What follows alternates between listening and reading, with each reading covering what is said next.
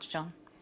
Well, it certainly seems that the issue of an Australian republic is back on the agenda. The Prime Minister, the Australian of the Year, state and territory leaders, although Colin Barnett absented himself, but they've all helped to put it there one way or another by expressing or reiterating their support. And today, monarchists kind of acknowledged this debate is underway again when they started arguing over who should be their public face. Have a look. Well, I think that constitutional monarchists in this country are going to have to wake up a bit. Part of the problem is that Professor Plint is closely identified with one side of politics. We have Labor people on our executive, and when we speak on constitutional monarchist matters, we speak unified, and we have in fact no biases in relation to different parties. Now, Peter Collins, it's always difficult to know with these things, is this grassroots or is it AstroTurf being sort of, put before our eyes in the hope that this will take off? Is this thing happening now? It's AstroTurf. I was on the executive of the Australian Republican movement with Malcolm Turnbull for the convention.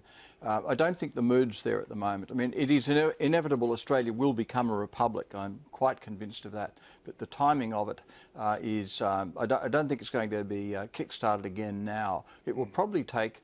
and I know this has been said many times, the death of the current Queen for there to be some rethink, some recalibration. Yeah, Michael, I mean, it has been suggested that this is Labor just trying to sort of drive a wedge between the Prime Minister and his party. Is that part of this? There's a fair bit of space to get that wedge into on a few issues, actually. No, look, I think the genuine uprising of sentiment is reflected in the problems on the monarchist side. I mean, as you said, and if Neil James says you're too old and too partisan, you're in trouble.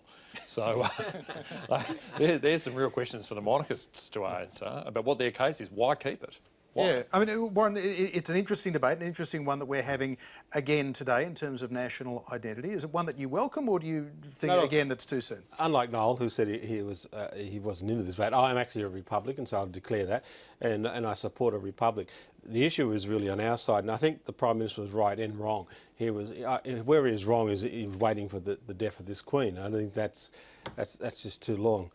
For me, the issue is where he was right was it has to be a grassroots thing, and the failure of the 1999 election was we ended up with a whole lot of academics, a whole lot of intellectuals, a whole lot of lawyers, a whole lot of politicians, and some business people sitting in Canberra trying to come up with a model, which is probably the worst group of people you could ever have in a room to do that. You actually have to have real human beings in that room, and it's the people at the end of the day who make the decision. Do you think the people are ready to start this up again, Sonny, because the politicians are stepping back? Well, look, there's a lot of referendum talk around at the moment. We're about to have a federal election. We have talk of a referendum on marriage equality, the Indigenous recognition. So I do wonder if things could get a little bit lost if they started it up now. Maybe waiting a year or two or a little bit longer could be the way to go. All right, we'll wait and see. That is all for the